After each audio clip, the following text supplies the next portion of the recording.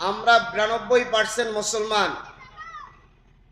প্রায় শুধু বাংলাদেশে মুসলমানই আছে 20 কোটির উপরে। যদিও 18 কোটি একটা স্লোগান, তো বাংলাদেশে মানুষ প্রায় 25 থেকে 26 কোটি। তাহলে যদি 20 কোটি মুসলমান বাংলাদেশে হয়, 92% মুসলমান বাংলাদেশে হয়, তো মুসলমানের মৌলিক অস্তিত্ব আছে কতজনের ভিতরে? কথা বলেন ঠিক কিনা? এজন্য শেষ জামানায় সূরাত সিরাত ইসলামের কিন্তু কাজ যা করে সব ইহুদি খ্রিস্টান আর বেঈমানের। কথা বলেন ঠিক কিনা? তা না হলে এত বড় একজন বুজুর্গ ওলামা একরাম এখানে আসতেছেন, অথচ মানুষ আজ কোরআনের মাহফিলে আসতে চায় না। কেন? কোরআনের প্রতি ভালোবাসা নাই, কোরআনের প্রতি মহব্বত নাই। তারপরেও যারা আল্লাহকে নিজের জীবনের চাইতে বেশি ভালোবাসে তাদেরকে কেউ কোনো অবস্থাতেই ফিরিয়ে রাখতে পারবে? পারবে? আপনাদের আওয়াজে মনে হয় পারবে। পারবে? আওয়াজ দিয়ে বলেন পারবে? আমরা সবাই কার গোলাম? একটু জোরে স্লোগান দিতে হবে, কার গোলাম? আল্লাহর নাম নিলে লাভ আছে না লস? একবার আল্লাহর নাম নিবেন তো জান্নাতে একটা গাছ লেগে যাবে। সুবহানাল্লাহ পড়েন, আরো জোরে করেন না সুবহানাল্লাহ। এই জান্নাতে কারা কারা যেতে চায়? হাত দুটো একটু আল্লাহকে দেখায় দেই, একটু লাড়া দেন। আল্লাহু আকবার। আল্লাহ তুমি দেখো তোমার গোলামেরা জান্নাতে যাওয়ার জন্য হাত উঠাইছে, সব হাতগুলাকে কবুল করে জান্নাতের মালিক বানায় দাও। সুবহানাল্লাহ। একটু জোরে বলেন আমিন। আমাদের মূল টার্গেট তো আমরা কোথায় যাব? জান্নাতে। তো এজন্য আজকে যারা আলোচনা শুনতে এসেছেন, আজকের আলোচনা থেকে আপনার মাকসাদ ঠিক করতে হবে, উদ্দেশ্য ঠিক করতে হবে। আমি আপনি কেন দুনিয়াতে আসলাম, কি কারণে আমি দুনিয়াতে এসেছি, আমার মাকসাদটা কি, আমার উদ্দেশ্যটা কি, আমার গন্তব্যটা কোথায়? কারণ আপনি যদি আগে গন্তব্য ঠিক না করেন তাহলে আপনার রাস্তার ভুল হওয়ার সম্ভাবনা আছে না নাই? খালি নাই, 100% আছে।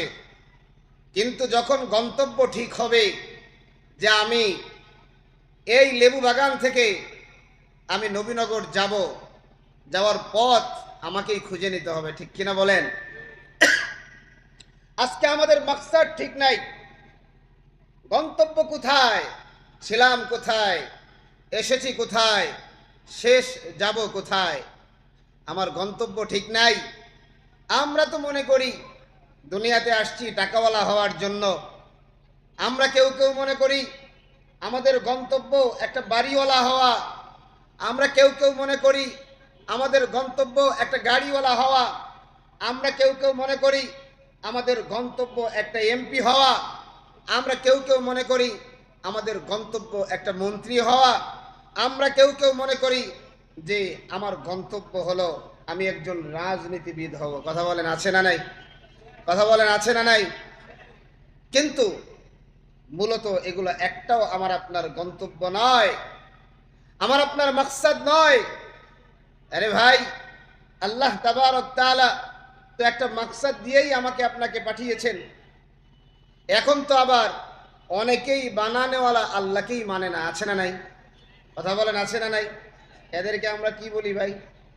নাস্তিক। বলেন কি? নাস্তিক। তাহলে বোঝা গেল গোটা দুনিয়ার মানুষ হলো দুই ভাগে বিভক্ত। কয় ভাগে? কথা বলেন না কয় ভাগে? একটু আওয়াজ দেন, জোরে দিতে হবে। কয় ভাগে? দুই ভাগে। এক হলো নাস্তিক আর এক হলো আস্তিক। নাস্তিক কারা? যারা আল্লাহ মানে না। আস্তিক কারা? যারা আল্লাহ মানে। তাহলে আমরা কি? আস্তিক। আমরা আল্লাহ মানে কি মানি না? এবার আসেন, এবার যারা আল্লাহ মানে, যারা কি মানে ভাই? আল্লাহ মানে। আল্লাহ মানলে ওয়ালাদের ভিতরেও আবার কিছু মানুষের অবস্থা এমন, তাদের কার্যকলাপে বোঝা যায় এরাও আল্লাহকে মানে না। আছে না নাই? কারণ আমি যদি আল্লাহ মানি, আল্লাহকে যদি মানার মতো মানি, তাহলে আমার ভিতরে আমার মালিকের ফরজ বিধানগুলো থাকার দরকার আছে না নাই? কথা বলেন, আছে না নাই? অবশ্যই দরকার। আবার দেখবেন এই মানুষগুলোর ভিতরে কিছু মানুষ আছে যারা ক্ষমতার জন্য, সামান্য একটু হালুয়া রুটির জন্য ইসলাম এবং মুসলমানদের তাহজিব তামাদ্দুনকে বিক্রি করে, আছে না নাই? তাহলে আজকে আমরা এই ময়দান থেকে আমাদের মাকসাদ কি, আমাদের উদ্দেশ্য কি, আমাদের গন্তব্য কোথায়, এই বিষয়টা ইনশাআল্লাহ সবাই মুখস্থ করে নিয়ে যাব। কারা কারা হাত দুটো আল্লাহকে দেখায় দেই। আচ্ছা আচ্ছা, একটু বললে দিন। ইনশাআল্লাহ ইনশাআল্লাহ নিয়ে যাব তো। আল্লাহ পাক হাতগুলাকে কবুল করেন, পড়ি আমিন। ভাইরা আমার, মাকসাদটা কোথায়, গন্তব্যটা কই, উদ্দেশ্য কোথায়, ছিলাম কোথায়, আছি কোথায়, যাব কোথায়, এটা আমাকে আপনাকে নতুন করে বাহির করা লাগবে না। বানানেওয়ালা আল্লাহ, তিনি নির্ধারণ করে দিয়েছেন আমার আপনার গন্তব্য কোথায়। আমি আপনি এখানে কি করার জন্য আল্লাহ পাক পাঠিয়েছে, আল্লাহ আমার জানায় দেয়, ওয়ামা খালাকতুল জিন্না ওয়াল ইনসা ইল্লা লিয়াবুদুন।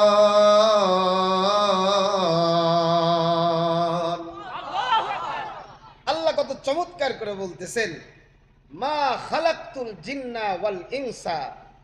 আল্লাহ বলেন, আমি জিন এবং মানুষকে কোনো উদ্দেশ্যে বানাই নাই, ইল্লা লিয়াবুদুন, তবে একটা মাত্র উদ্দেশ্য হলো মানুষ এবং জিন আমি মাওলার গোলামি করবে। গোলামি হবে কার? যিনি সৃষ্টি করেছেন। সৃষ্টির কাজ কি, স্রষ্টা সৃষ্টির কাজ কি, সেটাও ব্যাখ্যা করে দিয়েছেন। গোলামি হবে কার? একটু জোরে বলেন। শাহাদাত আঙ্গুলটা এমন করে উঁচা করেন সবাই, লম্বা করে, লম্বা করে, লম্বা করে জোরে বলেন, গোলামি হবে কার? জীবন গেলেও গোলামি হবে কার? জীবন থাকলেও গোলামি হবে কার? এবার হাতগুলা নামান। আবার সেই 313 জনের একটা বাহিনী দরকার, কথা কন ঠিক কিনা? 313 জনের একটা বাহিনী দরকার, যেই বাহিনী স্ত্রীর কথা চিন্তা করবে না, সন্তানের কথা চিন্তা করবে না, বাড়ির কথা চিন্তা করবে না, গাড়ির কথা চিন্তা করবে না, তাদের চিন্তাই থাকবে আল্লাহর জমিনে আল্লাহর কোরআনকে কিভাবে জিন্দা করা যায়, ঠিক কিনা বলেন? আজকে একটু বহির্বিশ্বের দিকে তাকায় দেখেন, মুসলমানরা আজকে কি পরিমাণ নির্যাতিত, নিষ্পেষিত। আমাদের পার্শ্ববর্তী দেশ ভারতের দিকে তাকায় দেখেন, ভারতের পশ্চিম বাংলার দিকে তাকায় দেখেন, যেই পশ্চিম বাংলায় গত কয়েকদিন আগে নির্বাচন হয়েছে, নির্বাচনে ভারতের বর্তমান মোদিজির বিজেপি পশ্চিম বাংলায় নারায়ে তাকবীর, নারায়ে তাকবীর, কাসিম সাহেব হুজুরের আগমন, কাসিম সাহেব হুজুরের আগমন, ঢাকাবাসীর পক্ষ থেকে, পলাশবাড়ির পক্ষ থেকে, যুব সমাজের পক্ষ থেকে নারায়ে তাকবীর। সবাই জোরে সোরে বলেন আলহামদুলিল্লাহ। আপনারা যার জন্য অপেক্ষা করছেন হুজুর আলহামদুলিল্লাহ চলে এসেছেন, সবাই পড়েন না আলহামদুলিল্লাহ। হুজুরকে পাওয়া অনেক বড় ভাগ্যের ব্যাপার। আলহামদুলিল্লাহ, আল্লাহ পাক মিলিয়ে দিয়েছেন। আবার ওয়েদারটা কত সুন্দর, কত সুন্দর। আজকে বিকালেও বৃষ্টি হয়েছে, কিন্তু আলহামদুলিল্লাহ আল্লাহ পাকের আকাশ এখন শান্ত আছে। আল্লাহ পাক যেন আমাদের মাহফিলের কার্যক্রম যত সময় পর্যন্ত চলবে তত সময় পর্যন্ত যেন এভাবে শান্ত ঠান্ডা রাখে। সকলে পড়ে আমিন। যে কথা বলছিলাম ভাই, আজকে এই ভারতে কি দেখলাম, বিজেপি পশ্চিম বাংলায় যখন থেকে তারা পার্লামেন্টে যাওয়ার সুযোগ চলে আসলো, মুসলমানের বাড়ি ঘরে আগুন, দেখেন নাই আপনারা? দেখেছেন কিনা? মুসলমানের ঘর বাড়িতে আগুন, মসজিদ পর্যন্ত তারা দখল করেছে। সবচাইতে খারাপ আমার যেই জিনিসটা লেগেছে, আমার একজন মুসলিম বোন, আমার একজন দিনদার বোন, তাকে জোর করে একটা হিন্দু ছেলের সাথে বিবাহ দিয়েছে, ঠিক কিনা বলেন? পার্শ্ববর্তী রাষ্ট্র হিসাবে আমরা তাদের স্বজাতি মুসলমান ভাই হিসাবে আমার আপনার কিছু দায়িত্ব আছে না নাই? কথা বলেন, আছে না নাই? সেই দায়িত্ববোধ থেকে বলছেন, আগামী দিনে যদি বাংলাদেশের ওলামা একরাম, বাংলাদেশের আলেম সমাজ, তৌহিদি জনতা আগামীতে যদি ঐক্যবদ্ধ হয়ে আবার স্লোগান দেয়, আবার যদি স্লোগান দেয়, গাজওয়াই হিন্দের আহ্বান করা হয়, ভারত দিল্লি মসনদ এটা আমাদের, কেল্লা এটা আমাদের, আমাদের সম্পদ এবার আমরা দখল করতে চাই, দখল করতে গিয়ে যদি জীবনটা দিতে হয়, কারা কারা তৈয়ার?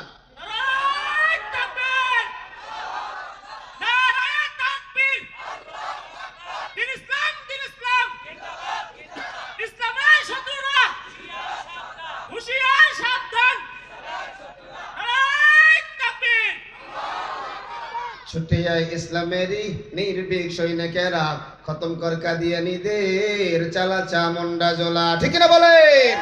ছুটে আয় ইসলামেরই নির্ভীক সৈনিকেরা, খতম করবে দ্বীনের ওই প্রেতাত্মারা। ছুটে আয় ইসলামেরই নির্ভীক সৈনিকেরা, খতম কর কাদিয়ানীদের চালা চামুন্ডা জোলা। অলিদের এই ভূমিতে কাদিয়ানীদের ঠাঁই হবে না, ঠিক না? অলিদের এই ভূমিতে নাস্তিকদের ঠাঁই হবে না, ঠিক না বলেন?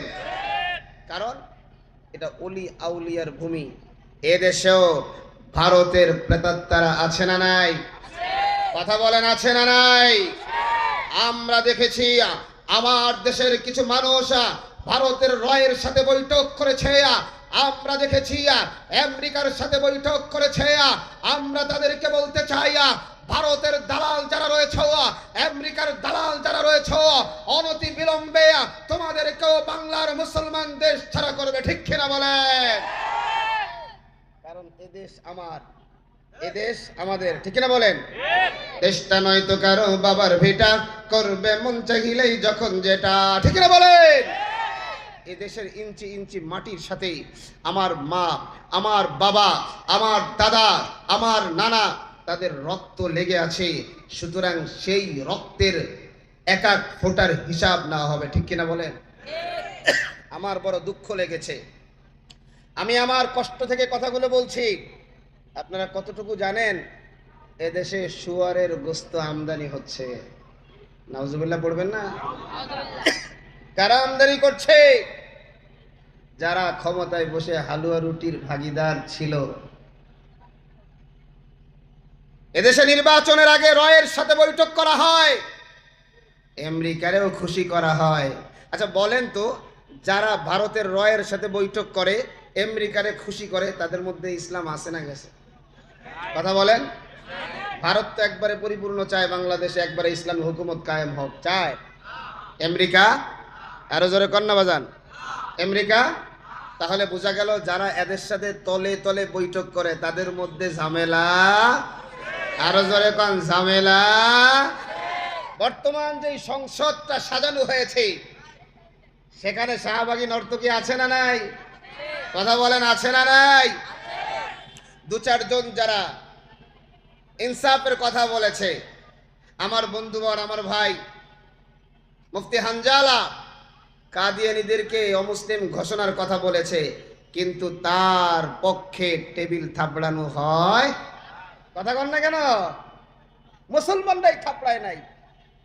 তাইলে ওই উসুলে যে কাদিয়ানীদেরকে কাফের মনে করবে না, সেও কি ভাই? সেও কি ভাই? তাহলে পার্লামেন্টের অবস্থাটা কি? শাহবাগী নর্তকী মহিলারাও এখন পার্লামেন্টে। সুতরাং আমাদের ভবিষ্যৎ কি হবে জানে কে? আরো জোরে কন। তবে উলট পালট দেখলে 24-এ যেমন রক্ত দিয়েছি, আবার যদি 26-এও রক্ত দেওয়া লাগে, কারা কারা তৈয়ার? নারায়ে তাকবীর। নারায়ে তাকবীর। কোরআন হাদিস যেখানে, আলেম ওলামা যেখানে, দুনিয়ার মুসলিম এক হও, লড়াই করো। এবার হাত নামান। লড়াই করতে হবে। আর যদি বলা হয় হুজুর ও লড়াইয়ের জন্য আপনি ডাক দিয়েছেন, আপনি থাকেন আর আমরা মোটামুটি একবারে নাকে তেল দিয়ে ঘুমাই, তাইলে কি আর কোনোদিন বিজয় আসবে? আরো জোরে কন। বাজান যে কথা বলছিলাম, তাহলে একটা জিনিস বুঝতে পারলাম, আল্লাহ পাক আমাকে আপনাকে বানিয়ে পাঠিয়েছে একমাত্র কি করার জন্য? সবাই বলেন, গোলামি করার জন্য। কি? গোলামি করার জন্য। এই জায়গাটা মনে রাখবেন। আজকের পুরো আলোচনাটা ইনশাআল্লাহ এই গোলামির উপরেই হবে। কারণ আমার মাকসাদ ঠিক নাই, আমার গন্তব্য ঠিক নাই, যার কারণেই তো আমি সুদ খাই, যার কারণেই তো আমি হারাম খাই, যার কারণেই তো আমি মিথ্যা কথা বলি, যার কারণেই তো আমি জুলুম করি। কারণ আমার তো গন্তব্য নিয়ে ধান্দা চিন্তা নাই। আমি তো মনে করি আসছি দুনিয়ায়, খাও দাও ফুর্তি করো, দুনিয়াটা কথা বল না কেন, দুনিয়াটা কি ভাই মস্ত বড়। কিন্তু বাজান মুসলমানের এই চিন্তা হতে পারবে না। মুসলমান গোলামি করবে কেমন করে? সাহাবায়ে কেরাম থেকে মুসলমান গোলামি শিক্ষা নিবে। কারণ নবীজির অনেক সাহাবী এমন আছে যে সাহাবীরা সারাদিন রোজা রাখছে, সারাদিন রোজা, এবং আবার একটা দিনই শুধু রোজা না, বছর বইরা রোজা রাখছে। আবার রাত্র যখন হয় সারা রাত দাঁড়ায়া দাঁড়ায়া আল্লাহ পাকের দরবারে নামাজ আদায় করছে। সুবহানাল্লাহ। তাইলে সারা রাত যারা নামাজ পড়লো, বলেন তো এদের ফরজ ঠিক আছে না নাই? অবশ্যই আছে। সর্বপ্রথম ফরজ ঠিক করতে হবে, এরপরে ওয়াজিব ঠিক করতে হবে, এরপরে সুন্নাতে মুআক্কাদা ঠিক করতে হবে, এরপরে সুন্নাতে জায়েদা, এরপরে গিয়া নফল। সাহাবায়ে কেরাম, একজন সাহাবী নাম হলো আব্দুল্লাহ ইবনে আমর ইবনুল আস রাদিয়াল্লাহু তাআলা আনহু। আব্দুল্লাহ ইবনে আমর ইবনুল আস রাদিয়াল্লাহু তাআলা আনহু সারা রাত দাঁড়ায়া দাঁড়ায়া নামাজ পড়ে, সারা দিন রোজা রাখে, রাত এবং দিন 24 ঘন্টা গোলামি করে। কার? একটু জোরে বলেন না কার? তাইলে এবার আব্দুল্লাহ ইবনে আমর ইবনুল আস রাদিয়াল্লাহু তাআলা আনহুকে তার বাবা আমর ইবনুল আস রাদিয়াল্লাহু তাআলা আনহু বিবাহ করাইছেন। বিবাহ করানোর পরে পুত্রবধূকে জিজ্ঞেস করছে, মা আমার ছেলে আব্দুল্লাহ কেমন? তো পুত্রবধূ বলে, বাবা আপনার ছেলে অনেক ভালো, বড় বুজুর্গ, আল্লাহওয়ালা, বড় দিনদার। বলে কি তার আমল? বলে সারা রাত দাঁড়িয়ে দাঁড়িয়ে নামাজ পড়ে, সারা দিন রোজা রাখে। তা আমর ইবনুল আস রাদিয়াল্লাহু তাআলা আনহু বলতেছে, তাই নাকি? বলে হ্যাঁ। এই জবাবটার ভিতরে একটা অভিযোগও আছে। হযরত আমর ইবনুল আস রাদিয়াল্লাহু তাআলা আনহু বুঝতে পারলেন যে সারা দিন যদি নামাজ পড়ে, সারা রাত যদি নামাজ পড়ে আর দিন যদি রোজা রাখে, তো স্ত্রীকে সময় দেয় না। তো তিনি সাথে সাথে নবীজির কাছে চলে গেলেন। নবীজির কাছে গিয়ে বলে, ইয়া রাসূলুল্লাহ, আমার সন্তান আব্দুল্লাহর তো আমলের এই অবস্থা, সারা রাত নামাজ পড়ে, সারা দিন রোজা রাখে। নবীজি বললেন যে আমর ইবনুল আস, আপনি চলে যান, আমি আপনার ছেলে আব্দুল্লাহর সাথে কথা বলবো। একথা বলার পরে আমর ইবনুল আস চলে গেলেন। নবীজি আব্দুল্লাহর কাছে চলে যায়। আব্দুল্লাহর কাছে গিয়ে বলতেছে, আব্দুল্লাহ আপনি কেমন আছেন? বলে ভালো আছি। কয় ইবাদত বন্দেগী কেমন চলতেছে? কয় আলহামদুলিল্লাহ ভালো। আলহামদুলিল্লাহ বলেন না। আর আমাদেরও আলহামদুলিল্লাহ। আশেপাশে মানুষ আছে, যদি বলি ভাই ইবাদত বন্দেগী কেমন চলতেছে, কয় হুজুর খুব ভালো। ভাই ফজরের নামাজে কি গেছিলেন? কয় না হুজুর, ঘুমেতে উঠতে পারিনি। গতকালকে 5 ওয়াক্ত নামাজ পড়ছিলেন? কয় না হুজুর, একটু ঢাকা গেছিলাম, আর পড়ার সময় হয় নাই। কথা কন ঠিক না? আছে না নাই? কিন্তু হযরত আব্দুল্লাহ কিন্তু তাই না, তা নয়। তিনি বলতেছেন, ইয়া রাসূলুল্লাহ, আলহামদুলিল্লাহ খুব ভালো চলতেছে। তো বলতেছে, আব্দুল্লাহ ভালো চলতেছে, তোমার রাতের আমলের একটা বিবরণ দাও। ডাক দিয়া বলে, ইয়া রাসূলুল্লাহ, আমি তো আলহামদুলিল্লাহ সারা রাত দাঁড়িয়ে দাঁড়িয়ে আল্লাহর গোলামি করি। সুবহানাল্লাহ পড়বেন না? সবাই একটু জোরে পড়েন না সুবহানাল্লাহ। নবীজি বলতেছেন, আব্দুল্লাহ সারা রাত না পড়লে হয় না, 2 রাকাত পড়ো। আব্দুল্লাহ ডাক দিয়া বলে, ইয়া রাসূলুল্লাহ 2 রাকাতে আমার অন্তর প্রশান্তি লাভ করে না। আল্লাহু আকবার পড়বেন, একটু জোরে করেন না আল্লাহু আকবার। আজকের মজমায় সুবহানাল্লাহ আলহামদুলিল্লাহ আল্লাহু আকবার বইলে একবারে ফাটায় ফেলাবেন, পারা যাবে না ইনশাআল্লাহ। তো নবীজি বললেন, ঠিক আছে তাহলে 4 রাকাত পড়ো। আব্দুল্লাহ বলতেছে, ইয়া রাসূলুল্লাহ 4 রাকাতেও আমার অন্তর শান্তি হবে না। সুবহানাল্লাহ বলেন না? নবীজি বলেন, তো 8 রাকাত পড়ো। আব্দুল্লাহ বলে, ইয়া রাসূলুল্লাহ 8 রাকাতেও আমার অন্তর প্রশান্তি লাভ করবে না। আল্লাহু আকবার। এমন সময় আব্দুল্লাহ ডাক দিয়ে বলে, ইয়া রাসূলুল্লাহ আপনি না বলেছেন জুইলাত কুররাতু আইনি ফিস সালাহ, যে নামাজের ভিতরে আমার চক্ষু শীতল হয়। নবী গো, আমারও তো মন চায় আমারও যেন চক্ষুটা শীতল হয়। আল্লাহু আকবার, আল্লাহু আকবার। আল্লাহর নবী বলেন, আব্দুল্লাহ ঠিক আছে, তুমি রাতটাকে 3 ভাগে ভাগ করবা। 1 ভাগ তুমি দাঁড়িয়ে দাঁড়িয়ে আল্লাহর গোলামি করবা। তো নবীজি বলেছেন, ব্যাস রাত্রের ফয়সালা তো হয়ে গেল। এবার আব্দুল্লাহকে জিজ্ঞেস করছে, আব্দুল্লাহ তোমার দিনের আমল কি? এমন সময় ডাক দিয়ে বলে, ইয়া রাসূলুল্লাহ আমি তো সারা বছর রোজা রাখি। সুবহানাল্লাহ কন না, আরো জোরে কন না সুবহানাল্লাহ। আর আমগো উপরে খালি রমজান মাসে আই সর্বনাশ, এই মোটা মোটা শরীরওয়ালা দেহওয়ালা এই খাটাস গুলোও রমজান মাসে খায়, আছে না নাই? আল্লাহ রাসূল কয়, আব্দুল্লাহ সারা বছর রোজা রাখা রাখবে না, সপ্তাহে 2টা রোজা রাখবা। কয়টা রোজা? এক হলো সোমবার, আমিও 2টা রোজা রাখি, সোমবারে রোজা রাখি। আর একটা হলো বৃহস্পতিবারে রোজা রাখি। সোমবারে রোজা রাখার কারণ হলো এই সোমবারে আমি নবীর জন্ম। আর বৃহস্পতিবারে রোজা রাখার কারণ হলো আল্লাহ তাবারক তাআলার দরবারে প্রতি সপ্তাহের আমলগুলা এই বৃহস্পতিবারে পেশ করা হয়। সুবহানাল্লাহ। তো আমি চাই যে রোজা অবস্থায় আমার আমলগুলা আমার আল্লাহর দরবারে পেশ করা হোক। সুবহানাল্লাহ পড়েন। আব্দুল্লাহ বলে, ইয়া রাসূলুল্লাহ এই 2টা রোজা হবে না, আমার শরীরে অনেক শক্তি। আল্লাহর নবী বলেন, তাহলে তুমি আইয়ামে বীজের রোজাগুলো রাখো, অর্থাৎ মাসে যে আরো 3টা রোজা, 13, 14, 15 তারিখের রোজা। আব্দুল্লাহ বলতেছে, ইয়া রাসূলুল্লাহ আমার শরীরে অনেক শক্তি, আপনি আমাকে আরো রাখার সুযোগ করে দেন। আল্লাহ রাসূল বলতেছে, আব্দুল্লাহ তাহলে তুমি সাওমে দাউদই রাখো। দাউদ আলাইহিস সালাম যেমন করে রোজা রাখতেন, একদিন রোজা রাখতেন আরেকদিন ইফতারি করতেন, তুমি তেমন করে রোজা রাখো। আমার নবী যখন একের পর এক আব্দুল্লাহর রোজা কম রাখার জন্য বলে, আরে এখন আব্দুল্লাহর জবান বন্ধ হয়ে গেছে। আব্দুল্লাহ ইবনে আমর ইবনুল আস রাদিয়াল্লাহু তাআলা আনহু এখন আর কোনো কথা বলে না। চোখের কোনা দিয়া টপ টপ করে পানি বেবে, গাল বেবে, দাড়িগুলা ভিজে ভিজে জমিনে পড়া আরম্ভ হয়ে গেছে।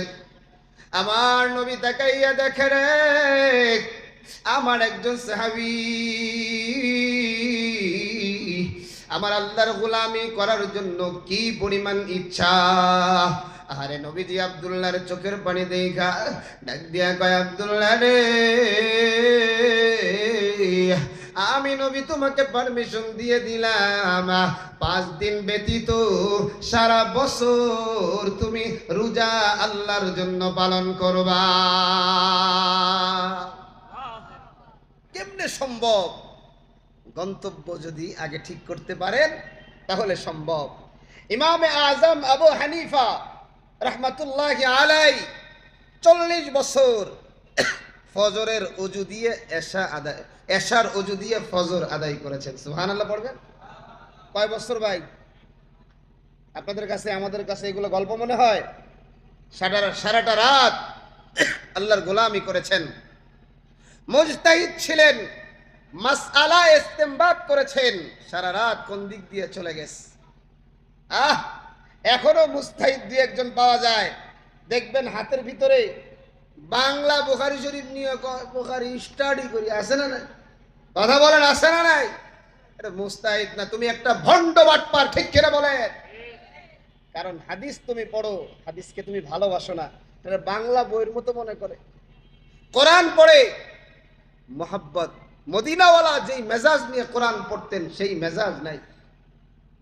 তো ইমামে আজম আবু হানিফা রাহমাতুল্লাহি আলাইহি 55 বার হজ করেছে। সুবহানাল্লাহ পড়বেন না? কতবার হজ করেছে ভাই? 55 বার। ইমামে জুফার রাহমাতুল্লাহি আলাইহি 70 বছরে একটা কবিরা গুনাহ করে নাই। আল্লাহু আকবার পড়ে। কত বছরে ভাই? 70 বছরে একটা কবিরা গুনাহ করে নাই। আর আজকে আমার আপনার আমলের অবস্থা তো বড় ভয়ঙ্কর। এজন্য যুবক ভাই, নিজেকে তৈরি করো, নিজে আমি তুমি সবাই কার গোলাম? একটু জোরে বলেন না কার? আরে আরেকজন তাবিঈ, প্রখ্যাত তাবিঈ হযরত সাঈদ ইবনে মুসাইয়্যিব রাহমাতুল্লাহি আলাইহি হযরত বেলাল হাবশী রাদিয়াল্লাহু তাআলা আনহুর জামাতা ছিলেন। সাঈদ ইবনে মুসাইয়্যিব রাহমাতুল্লাহি আলাইহি 40 বছর নামাজের আজানের আগে গিয়া মসজিদে বসে থাকতেন। আল্লাহু আকবার। কত বছর? 40 বছর। আরে ধরেন, মনে করেন এশার আজান হবে 8টায়, আল্লাহর পাগল 8টা বাজার আরো 20 মিনিট 15 মিনিট আগে মসজিদে হাজির হয়ে গেছে। সাথীরা ডাক দিয়া কয়, সাঈদ, আপনার বিষয়টা তো আমি বুঝতে পারলাম না। আজানের আগে আগে আপনি মসজিদে গিয়ে বসে থাকেন। হে সাঈদ, আজানের আগে তো মসজিদে যাওয়ার দরকার নাই, আপনি আগে আগে যান, কারণটা কি?